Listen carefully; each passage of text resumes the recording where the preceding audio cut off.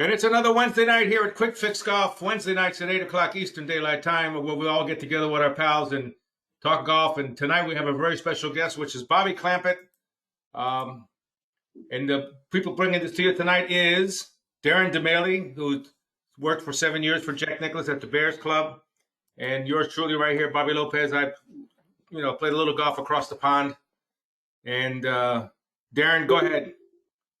Yeah, now I think you were an inmate in the Miami jail as well at some point. But Cell Block D. My name is Darren DeMailey. And I'm Bobby Lopez. And we're the PGA pros at Tupelo Bay. It's hard when you're in two different towns. But this is where we hang out, and it's as you know, Myrtle Beach considers itself to be one of the meccas of golf. And Darren, tell them what they ought to do. Yeah, in case you haven't been living under a rock, we are the leaders in online golf instruction. So what we want you to do is send a video of your golf swing to us at quickfixgolf.com, and we'll give you a free analysis. We'll give you some drills to work on, not a penny out of your pocket, and we want you to play better golf now. Our guest tonight is Bobby Clampett. In case you don't know who he is, he was one heck of an amateur player. Left college to go on the tour at the age of 19. I mean, that's incredible. I know how I acted, and I was 23 at the time, so I know how I would have acted if I was 19. And all the championships that you won and everything else, and then getting on the tour itself, 3-time winner on the tour. And you're going to tell us tonight about your system that you have, the 5 zones of Impact Zone Golf.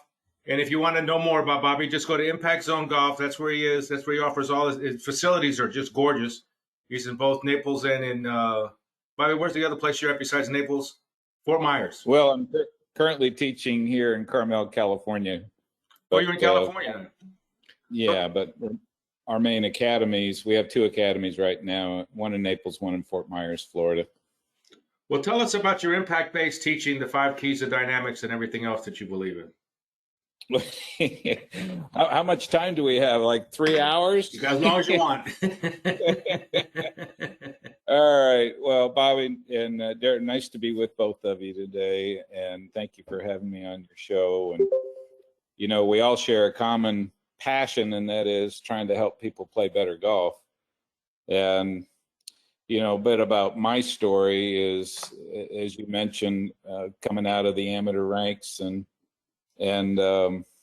winning a couple Haskins trophies and being the #1 ranked amateur when I was 18, 19, and then turning pro rather early. And I've had some success, you might say, early years on the tour, finishing 14th and 17th in the official money list the first 2 years.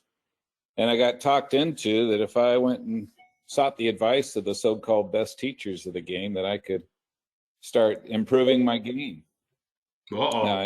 And get even to #1 in the world. So I actually went to 4 different teachers, and they all had very different things to say to me. But the common denominator was they all wanted to change my style of swing.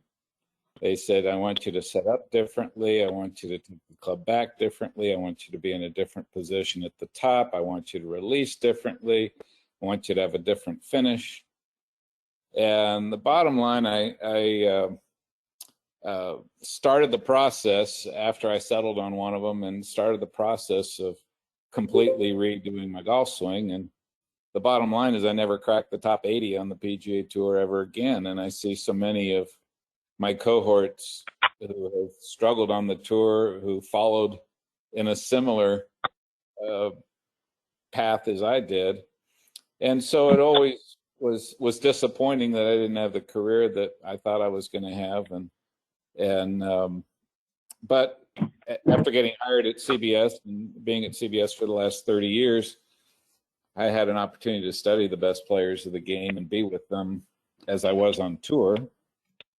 And what really dawned on me, Darren and Bobby, was that when I studied the best players in the world and the guys that I played with on a week-to-week basis, none of them had anywhere near the same style of swing. They all had completely different styles. And when you look today and you see the Matt Wolfs and the Jim Furyks and the Bubba Watson leading tournaments, they look a lot different than Adam Scott and Tiger Woods.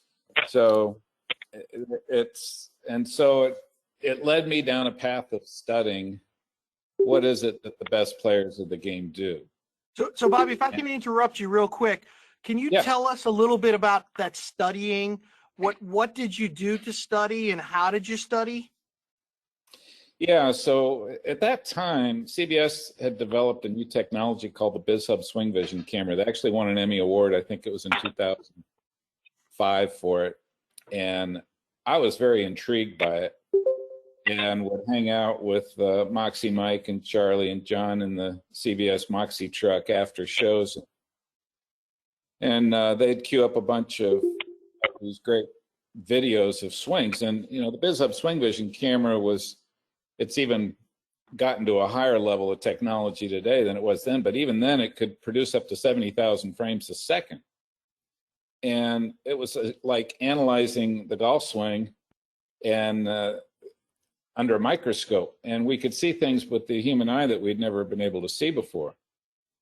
And so I started on a study and a thought of impact, because to me, the common denominator, they all made the same similar sound at impact. They all compressed the ball. They all hit beautiful shots, but they just had a variety of styles. You know, some were laid off at the top, some were across the line, some were shut, some were open, weak grips, strong grips, long backswings, short backswings, upright, flat. Some were big hip turns, some were little hip turns, and you know, every name, every combination, you could come up with a great player of the game. Some looped it, everything else. So as I started to study what they did at impact, it led me down this path of identifying that golf is really a game of impact, and that's where impact-based teaching came from. And the common things that all the great pros do are what we call the 5 dynamics of impact-based teaching. And I see you've got dynamic number 1 already posted up there from the website. Good job. I don't know how you got that up there, but I know you must have gotten it from our website. Have you ever known a Cuban that couldn't steal something? Yeah, right. So, don't leave your car parked outside. I'll tell you that right now. Yeah. So, you know, every great player has a flat lead wrist at impact. At address, it's usually bent, but by the time they get back to impact, that wrist moves, the hands move forward, and it produces forward shaft lean, and that's the most stable position to get into at impact, and all the great players do it. And you see that almost all the amateur players don't do it. And it causes a lot of what we call face-to-path variations and a lot of higher dispersion patterns and so forth. As a result, it also, if you want to move to dynamic number 2, this was... Oh, I'm sorry. I put that in the middle. You can discuss that That's later. all right. That's, you know, dynamic number 1 is no secret, is it? I mean, you had the picture of Hogan of his 5 fundamentals. So I stole that right from him, right? So everybody's been teaching a flat lead wrist and what the lead wrist does at impact. Hogan was a big proponent of that in his 5 fundamentals. Homer Kelly and the golfing machine was another big proponent of it. So, you know, flat lead wrist was nothing new. What was new is dynamic 2. And this is something that I did a study with the help of my godson when he was in high school. And this was back in around 04, 05 that I did the study. And it was based on something I had noticed in walking with the best players, walking with Tiger, walking with Phil, walking with Sergio, VJ, all those guys, and watching how they compressed the ball. They hit the ball in the downswing. When they took a divot, you could actually see where the deepest part of the divot was. And they all had the swing bottom. When I did this analysis, they all had the swing bottom in exactly the same place. It was 4 inches in front of the ball. I was doing the study up at Muirfield where the grass was a little bit damp. But no matter what club I saw them hitting, whether it was an 8-iron or whether it was a 2-iron, they had the swing bottom in the same place. And I had never heard anybody talk about swing bottom before. And I felt like I'd been around for a long time in the game of golf, and I'd never heard any mention of where the bottom of the swing arc should be. So I felt like this was kind of new territory. And I thought my godson needed a high school project. So I sent him out on a driving range.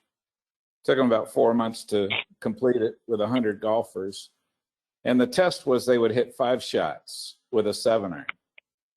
And we'd put all the balls on a line, and we'd measure their bottom of their swing arc. We took out the best one, took out the worst one, and just used the average of the middle 3. And then asked them what their handicap was. And we found a remarkable study. There was a straight line relationship between swing bottom and handicap to the tune of 4 inches on your handicap per inch. So the trained pros had their swing bottom 4 inches in front of the ball. The amateurs usually had it at the ball or behind the ball. And the bottom line was, on an average, with 100 amateurs, every inch average to 4 strokes around. So I thought that was kind of interesting, and I was just happened at that time. My son is now 31, and he was in about the 5th grade, so he's probably 11. So this is like 20 years ago, right? This is back in 2000, 2001. Now that I think about it, and I was asked by some of the parents to help with the golf team. My son wanted to play, so I started coaching, and I started teaching the kids impact. And it was just amazing watching these kids develop. The poor team, 16 straight years, had finished last in the conference, and within 2 years, they finished 3rd in the state. It's a pretty big transformation, watching these kids improve their games just by working with their impact, and they loved it. So it led me to write the book, The Impact Zone, which came out in 07. And if you want to switch to the third dynamic, I'm ready. would probably, what are the other 3, right? So the other 3 have to do with how do you create the first 2, and that is on the backswing. You got to load on the backswing. There's lots of different styles of loading. I'm not going to get into that. And then the downswing, go to dynamic number 4, is really the secret of golf, and that's club head lag. Club head lag is 2 things. It's a quantity as well as a quality. So you see lots of different quantities on the tour, but you always see great quality. So clearly quality is the more important of the 2. And it's delivered into the ball through what we call the workhorse, ground force activations. I serve on Swing Catalyst Ambassador team, and I've done a lot of teaching of teachers with Scott Lynn, whose PhD teaches at UC Irvine in Southern California. And Scott is amazing. In fact, I just wrote a chapter in my latest book, The Impact Zone Companion Guide Expanded Edition, which is available on our website. But that I did an 11-page study with Scott on how do you use ground forces to deliver lag into the ball. And it is absolutely what amateurs need to improve their game. When they understand how to get lag and how to deliver it through the ball, that's when we see game improvement like none before. But Bobby, could you describe what lag is, at least in your terms or definition of it? Yeah.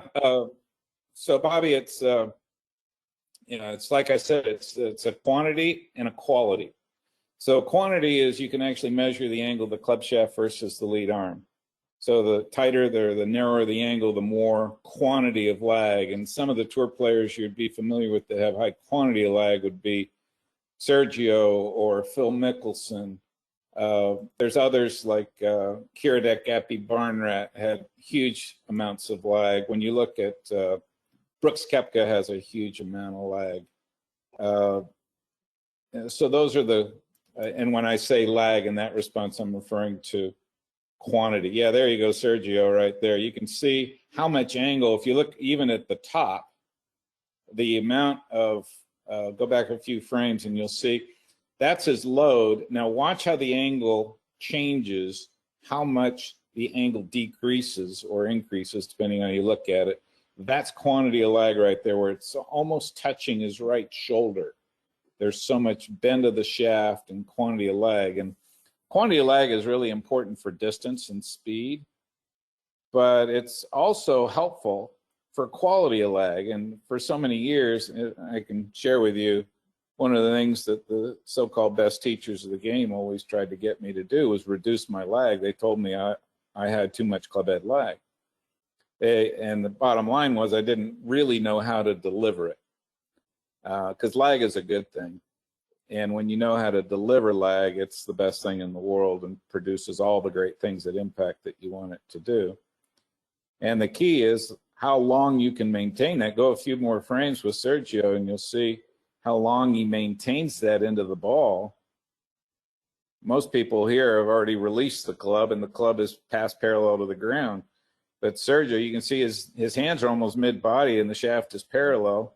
And then at impact, he has this beautiful flat lead wrist, forward shaft lean, and compressing the ball, super stable club face, and all the great things that you want at impact.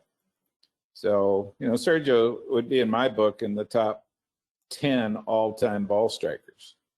He's just been magnificent ball striker. You know, I remember early years on tour when he led the PGA Tour in total driving, and I remember seeing BizHub Swing Vision of him for the first time at Colonial, and he was probably 15 degrees laid off at the start of his downswing. And it was a time when all the named teachers kept talking about, oh, you got to be parallel at the top. That's the position to be in. And here comes Sergio. There you go. Nice job, guys. Yeah. And look at how laid off he is there. And he was even more back then. This is a picture from him at Augusta, number 3. And just hitting an iron. We had some swing vision of him with the driver that was good 15 degrees laid off. And, you know, if nobody knew who he was and he went to go take a lesson, the first thing the pro would want to do is change that position, right? And it would have let him right off the tour. So, and then the fifth dynamic, we didn't talk about that. The fifth dynamic is delivering the club shaft down a straight plane line. So yeah, some of the pros are a little bit in to out, some are a tiny bit out to in, but virtually all of them are pretty much right down the plane line. And they allow the body, you can see there where I'm demonstrating how much the body clears, and the hands actually don't release the club. It's the body that's turning through a delayed released club. Lag is still maintained all the way through impact. So that's, you know, quite a diversion from certainly the way game was taught way back when, but now we have such great technologies where we can actually measure elements of impact and study elements of impact where we can measure objectively whether the student's improving or not. And that's what's so fun for me as a teacher, to be able to look at students and take them down a path of improving their impact and actually be able to measure all the different things that you can measure to see, and then watch their scores come down when their impact gets better. Can we back up a second? You said you don't release the club with your hands, you're releasing it with your body turn. Correct. So you're holding the angle and turning. Correct. In order to compress the ball against the ground. And that squares the club face. So it puts the club on a natural arc where you're not manipulating the club through impact.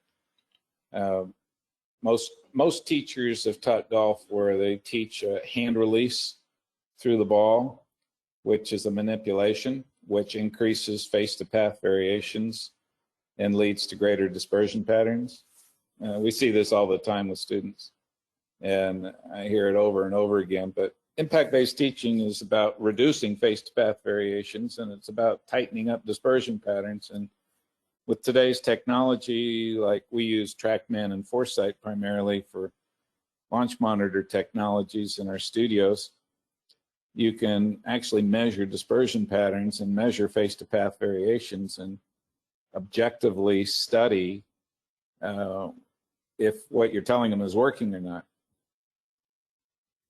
So, Bobby, one of our philosophies at Quick Fix Golf is to fix your swing as opposed to change it. And obviously you've got a passion for that. You've kind of gone through those experiences of kind of changing your swing.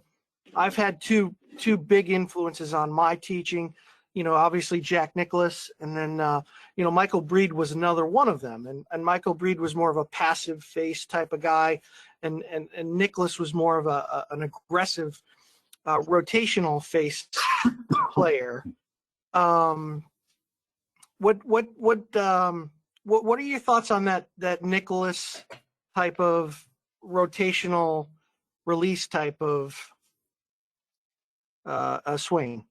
Well, so Jack, you know, Jack's the greatest player ever, right? And so, and I played a lot of golf with Jack and spent a lot of time with him, and always considered him a friend and a mentor. And Jack described things of what he felt, not necessarily what he did. And those are two. It's really important to understand the distinction. Yes. And so when you understand that, I mean, Jack was, you know, one of the things that made Jack Nicklaus so good is, one, he was probably the best manager of his game around the course in the history of the game.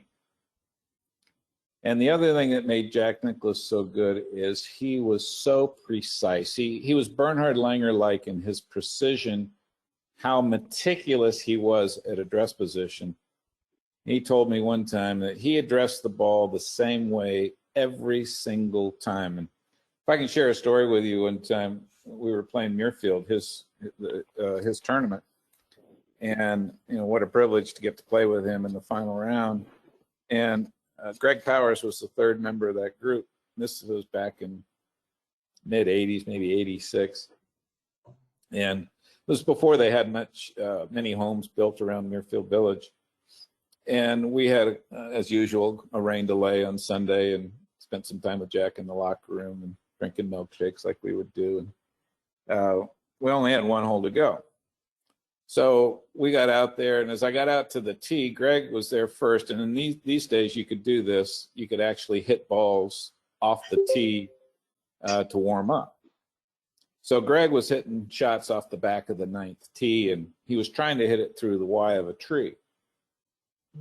And he couldn't do it. He hit like 5, 6, 7 shots, couldn't do it. And I said, well, let me try. So I hit like 5, 6, 7 shots, couldn't do it.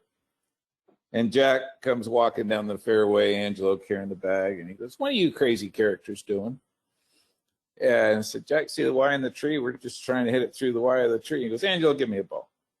First one right through the middle.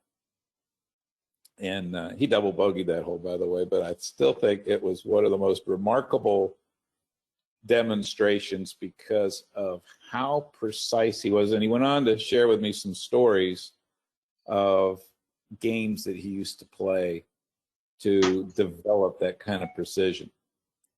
So he would, you know, Jack was a great artist and a very meticulous, precise player. And I always have the utmost respect for him, and been blessed to have him as a friend for so long. That's an amazing story. Oh, I've got to, you know, when you spend 40 years out on the PGA Tour with these guys, they're an amazing bunch of guys. They really are. So kind of influence-wise, and going back a little bit to the Biz Hub, what about Ken Venturi and your time around him, and kind of some of his thoughts and how you interpret them? Yeah. Well, Kenny and I became very dear friends. And of course, Kenny is well known that Kenny was the only player in the world who had as his golf coaches Byron Nelson and Ben Hogan. And both Byron and Ben were Kenny's very closest friends. And I became very close to Kenny. John Cook and I are probably the two closest players, maybe David Faherty to Kenny over the years. And when Kenny had some great stories of his time with Hogan, his time with Nelson, what he worked on. And Kenny you know, when players talk about what they work on, they really talk about feel. You know, they didn't have the advantage of technology. That's why I just love technology today. When we can measure things, you know, with Swing Catalyst, we have the 3D motion pressure plate in our studio. Probably the single most beneficial technology that's not a good launch monitor like TrackMan or Foresight. And those watching, being able to measure on the 3 planes of motion how the ground force reaction is happening on the horizontal, vertical, and torque force, and measure it and see, is the workhorse working? Is it helping to square up the club face, or is the person trying to do it by manipulation? You can actually measure these things now. And Kenny would describe things like, one of Kenny's big things was drive it with the right knee, he would say. And, you know, Kenny's old school. So what he's describing is the workhorse. Get the workhorse activated. Keep it going through the ball. You know, Hogan would always talk about the lower body, right? Clearing the left hip. I had the privilege of, Mark O'Meara and I are very good friends. And when Mark first came on the PGA Tour, he signed with Hogan. And he knew I was a big Hogan fan. And so he said, hey, I'm meeting with Mr. Hogan next Tuesday at Colonial at 3 o'clock after practice round. You want to play practice round and go talk to Mr. Hogan? And I said, I'd love to. So after our practice round together, we went into Mr. Hogan's office, and Mark and I were there for 3 hours, just the two of us with Ben Hogan. What a remarkable time. So I feel, you know, I got to play with Sam Snead in the Masters and spend hours with him between rounds. Arnold Palmer and I spent a lot of time together. And I just feel so blessed to have talked to these great pros. And when you talk to them and they try to describe what they did, they're really describing feels. And now with technology, we're able to get beyond that, where we can actually describe results and objectively look at things. And then we can talk about feels to make it happen, but that's a different explanation for one person versus another, because we're all individuals with different natural idiosyncrasies and natural abilities. So feels are going to differ for everybody, and that's why you can't describe the game or how to improve your game just through feels. So if you're going to give one piece of advice to somebody going to take a golf lesson, what would it be? That's a great question. So, you know, there's, as you know, this is one of the things that really drives me, because I think golf overall is a poorly taught game. And that most professionals working in the shops aren't trained to be golf teachers. And that's a whole separate profession. And it's not a knock on them, because they do so many things great and help the game in so many ways. They really do. And so many of my friends are PGA professionals, and I'm a PGA master professional. But let's get real about it, that they have to do so many things. They have to wear so many hats. And so many of them, teaching kind of takes a back role. And if they do become a good teacher, they were fortunate to be able to be mentored by somebody who was a good teacher, right? And so, you know, my biggest passion is trying to help teachers teach better, because it's only going to help the game. And when you see statistically 4 million people quitting the game, and you see right there at the top of the list golfers being frustrated because they don't get any better, that's it. So if I had to say one thing, it's a great question. What should somebody look for? I would say, and here's what I went wrong when I look back on my career, when I started to take lessons from these teachers. The question I should have asked was the swing changes you want me to make, how is it going to improve my impact? And can you measure and prove to me that it's making me better? Because I get you want me to make this move, and I get you want me to make this move, but how is that going to make me better? And can you show me that if I make that move, it is going to make me better? And with technology today, we can actually show that.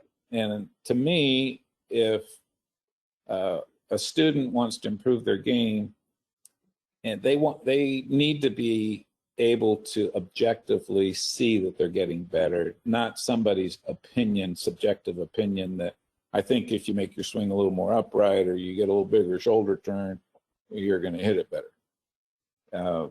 That's the way the game has been taught. But we're in a new era now. We have so much more available to us, and it's exciting to see what is about to happen in the realm of golf instruction. And I think it's going to be key and at the root of helping people play better golf and enjoy the game more. You're going to make me cry. You know, we've been preaching the same thing. You know, I spend a lot of time with people trying to convince people to say, look, here's if you don't know where you're going, you're not going to like where you wind up. Here's where the golf club has to be at the moment you make contact with that ball. Now you got to figure out a way to get it there. And different people get it there different ways. Like you said, I've seen guys that are open at the top and their hands are lightning fast and they get away with it. And there's guys like a DJ that's, you know, it's going to be all bulged and hang on and you know, hold it to the hitting area. So the ball doesn't know. The ball doesn't know you did that. All the ball knows is, like you're saying, which I really liked, was the 4-inch divot. You know, yeah, the 4-inch in front swing bottom is just one of the things we come back to a lot. You know, it's kind of a funny story, though. I've become known as the guy that discovered the swing bottom and that whole concept, right? And angle of attack, and now we got it in TrackMan and Foresight has angle of attack. Still trying to get swing bottom with them, but you know, it's like we have a video system and a digital academy and my videos and so forth. So we have this offer this money back guarantee, right? So this one fellow bought the system, went through it, and he asked our customer service, says, I want my money back. Didn't help my game. And I said, I really want to talk to this guy because he's not doing something right. So I called him up and I said, hi, my name's Bobby Clampett. I developed the system and myself, and I understand you wanted your money back, and that's fine, but I really just wanted to talk to you to learn more about what you were dissatisfied with and how come it didn't improve your game. That's right. I bought your damn videos and I got your 4-inch in front swing bottom and it didn't help my game. And I said, okay, well, I'm glad you got dynamic number 2. I said, can I ask you a question? He said, well, sure. I said, well, how was your dynamic number 5? And, what's that?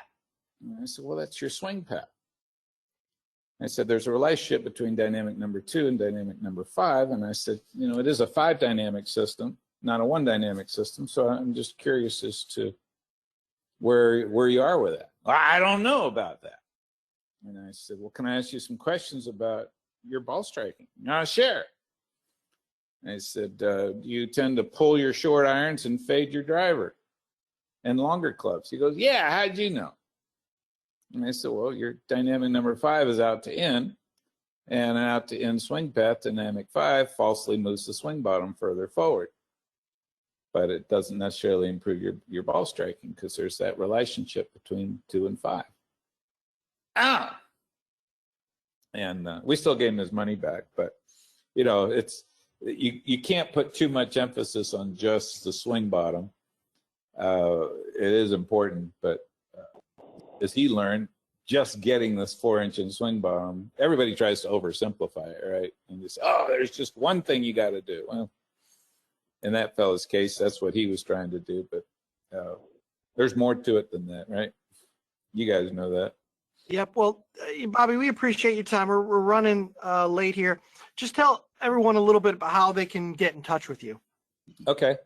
Well, we have a main number. You can go to impactzonegolf.com and that has everything. BobbyClampett.com also has a lot of stuff. We have 2 academies in Southwest Florida, one in Fort Myers, one in Naples. I'm doing a lot of private teaching myself out here in California. I'm about to go back to Florida next month, and I'll be teaching there throughout the season. But my real joy is I love to help people play better golf, but also help teachers teach better. So we have actually a teacher certification program. I just finished writing my 3rd book during COVID for teachers. The first book is for everybody, but the last 2 are just for teachers. And just really excited. I've learned so much. I've got some great mentors that have really helped me in the teaching industry, because I'm a tour player. I've played the tour all my life, and I had a lot to learn, still have a lot to learn, and always learning. And I love to share that with others, because as I do, it gives us all a better game. And when golf is doing better and people are playing better, they play more, and the game survives. So come down and see us. We'd love to give you what we call a new student assessment is the first thing. It's just the price of a 1-hour lesson, but you'll get a lot more than that in your first session, and kind of take you through the whole thing of what it takes to improve your impact. Can I throw in one last question? This is from hanging around all my European buddies in my European days. Do you hold the angle with the right hand, or do you lead with the back of the left? Both. So you do both. So you're holding that angle while you turn. Well, it's done in the wrist, right? So you're hinging the wrist. That's what we call loading in the backswing, where the wrists fully hinge, and then you're maintaining that hinge as long as you can on the downswing. Yeah, that's what got me confused. Is back in those days, everybody was talking left arm, wide left, wide takeaway and everything. And I'd have arguments with Sevi all the time. He would say, "Want con la derecha, want con la derecha." You know what I mean? Hold on with the right hand. He would hold the right hand and angle it. And sort of like this Greg Norman secret that's really no secret. If you've seen that, it's like a little plastic thing you put on your hand, and it holds the angle. So, well, what's the counterpart of a flat lead wrist at impact? A bent right wrist. Right. So if you're more of a right-handed player, you might be able to think more bent right wrist at impact. If you're more of a left-handed thinker, you could think more left side. So, everybody has to think a little differently, but the bottom line is you got to improve your impact. Well, you were great to come on with us. I really appreciate it. Like I said, we'll send you a copy. Awesome. You might not want it, but we'll send you one. Keep making those golfers, your students, better. That's the name of the game. We just want it helps the game, helps everybody when they're playing better. All right. Sorry, that's a little bit of the smoke here in California. Is it really? Still in the air, but it's not bad. About one of the best days we've had in a while today. Good. Yeah. A lot of struggling people out here though with these fires. It's been a major catastrophe out here for sure. You need to run, or can we get 1 or 2 questions from the peanut gallery? Oh, I'm good. I'm leaving in about 10 minutes for dinner, so we're good. Okay. Who wants to ask a question? Farmer, any of you guys? Can you hear me? Yes, we can hear you. Hi, Bobby. Hi. Hey. I've read your book. I've tried my best to get that 4 inches impact in front of the ball and all that. Not doing it. I realize that I'm not clearing my left hip or clearing my hips, but can you give me a tip real quick just to, I don't know what to say, target that or something? Well, there's different ways to get it done, right? Some are more effective than others.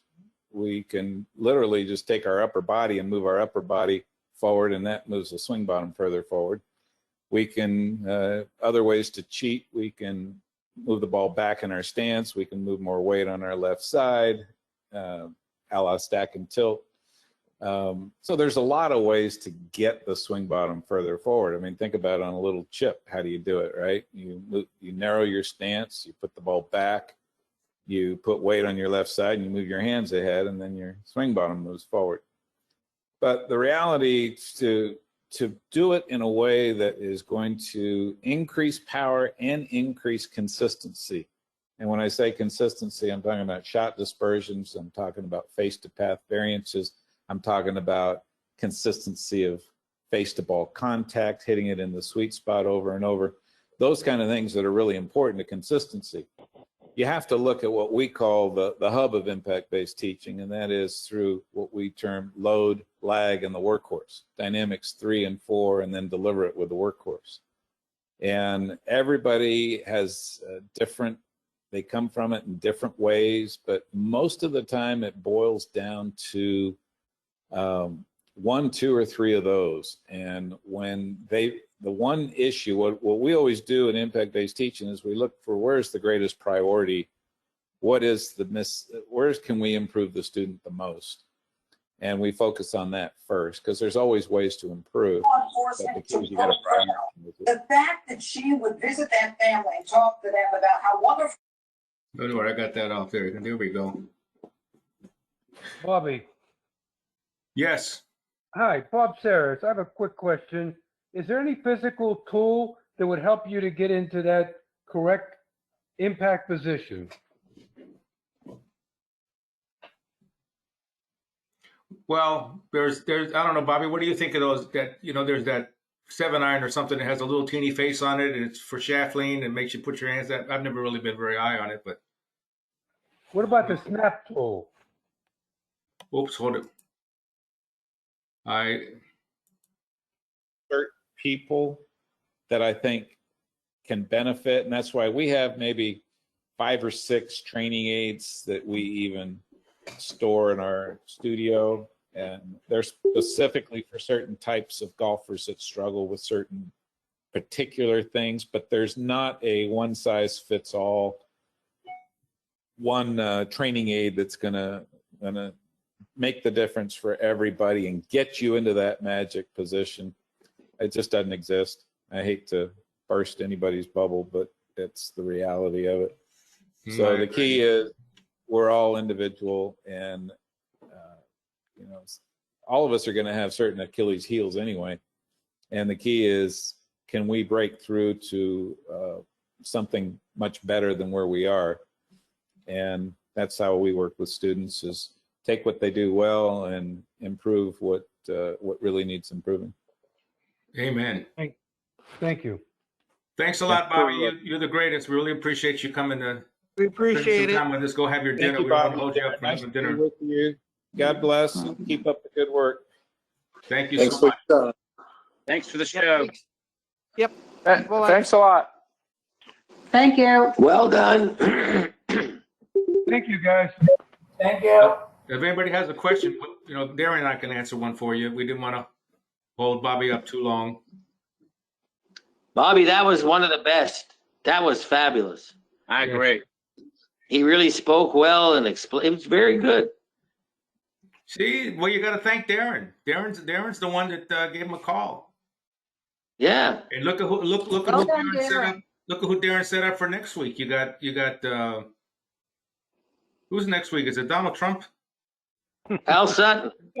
No, Hal Sutton. Is it Hal Sutton? No, he's last. No. Next week is Jimmy Gallagher Jr. Yeah, Jim Jimmy Gallagher. Gallagher. On TV, haven't you? Yeah, he's a full-time analyst with the Golf Channel, and Clampett was at CBS for a long time. So did Bobby say that on the 4-inch, in front of the ball, that's the deepest part of your divot? I thought I heard him say that. So you strike the ground just before that, and then it gets a little deeper, and then of course better not keep can only get so deep. That is deep as 0.4 inches into the divot. And I wanted to ask him, Nicklaus was a picker, or sort of claimed it. And Darren, what do you know about that? I mean, you spent 7 years with him. What he wouldn't have a 4-inch divot. There's a difference between and what Clampett was saying about when you hit the golf ball and where the actual low point is, and how you measure that. We've got a TrackMan that measures low point, and that low point. It's a good question. I'm not really sure where Clampett would say.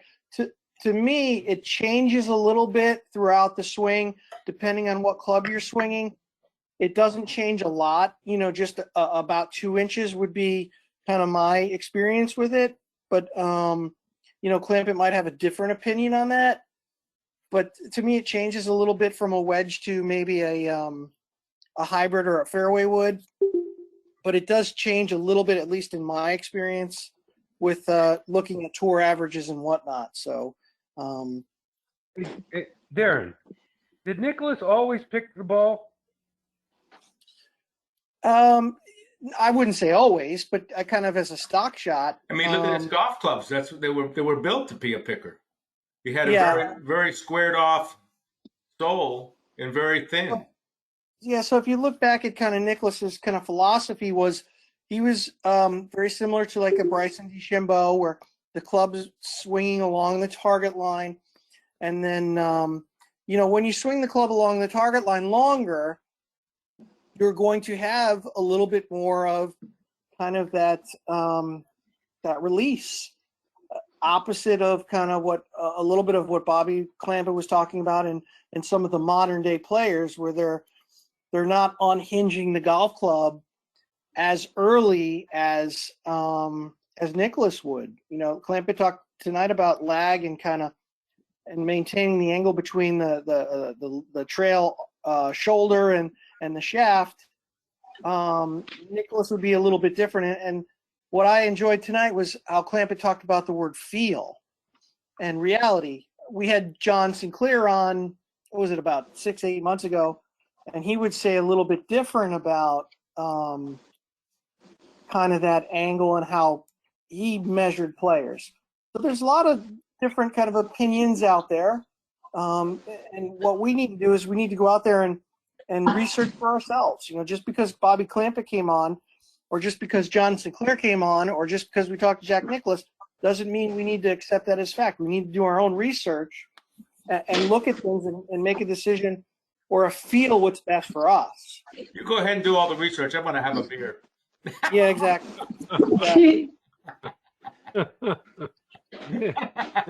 What a great opportunity to have, one of the greatest in the history of the game, not only from kind of a playing standpoint, but for an analyst standpoint, and the people that he's been around, to have him come and talk to a bunch of jerks like us. Yeah, isn't that something? What did you tell him, Darren? Yeah, I lied through my teeth. I gave him a fake credit card. At least he was excited to see I could steal his pictures. Exactly right. Hey, wait a minute. I resemble that.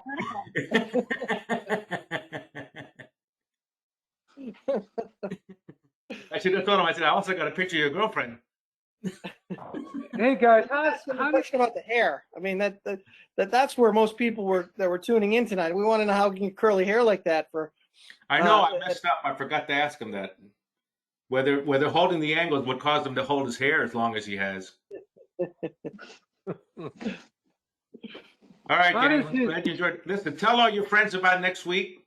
Tell all your friends and visit our YouTube channel. You'll see we're making big strides on the YouTube channel. You can see our new banner. And you see how Darren says, I have all the facts, and mine says, I'll shut up and hit it. But yeah, we'll have a lot of conversations about this week's U.S. Open with Jimmy Gallagher, because he's going to be there on site, and he'll have all the inside scoops for us to kind of chat about. Wow. Yeah, look at that. You got to tell all your friends about that one. Yep. Who's going to win? Lee Trevino. Do you have any predictions? I got to pull for Phil. Phil who? Exactly. Mickelson. Dustin Johnson's going to keep up his winning streak. He can't manage the course. And I forgot to ask him what I wanted to ask him. Well, I asked it to Gallagher. I said, what do you think about the way the game has gone to power golf rather than strategic golf? Well, we only paid for 30 minutes, so we got an extra like 15 minutes for free. You So paid him? good.